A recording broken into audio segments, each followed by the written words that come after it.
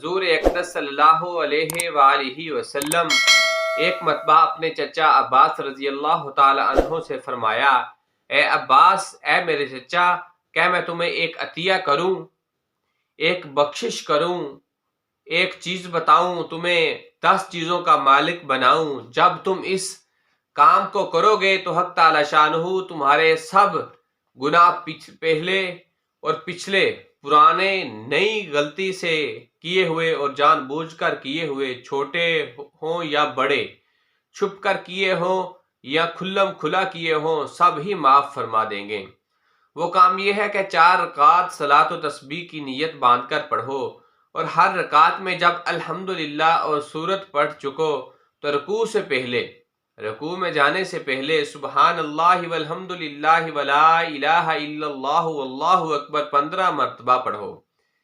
پھر جب رکوع کرو تو 10 مرتبہ اس میں پڑھو، جب رکوع سے کھڑے ہو تو 10 مرتبہ پڑھو، پھر جب سجدہ کرو تو 10 مرتبہ اس میں پڑھو، پھر سجدے سے اٹھ کر بیٹھو تو 10 مرتبہ پڑھو، پھر جب دوسرے سجدے میں جاؤ تو 10 مرتبہ پڑھو، اس میں دوسرے سجدے میں 10 مرتبہ پڑھو، پھر جب دوسرے سجدے سے اٹھو تو دوسری رکعت میں کھڑے ہونے سے پہلے بیٹھ کر 10 مرتبہ پڑھو۔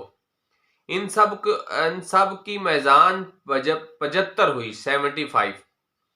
اسی طرح ہر رکعت میں 75 دفعہ ہوگا۔ اگر ممکن ہو سکے تو روزانہ 1 مرتبہ اس نماز کو پڑھ لیا کرو۔ اگر یہ بھی نہ ہو سکے تو ہر جمعے کو 1 مرتبہ پڑھ لیا کرو۔ یہ بھی نہ ہو سکے تو مہینے میں 1 مرتبہ پڑھ لیا کرو۔ یہ بھی نہ ہو سکے تو ہر سال 1 مرتبہ پڑھ لیا کرو۔ یہ بھی نہ ہو سکے تو عمر بھر میں 1 مرتبہ تو پڑھ ہی لیا کرو۔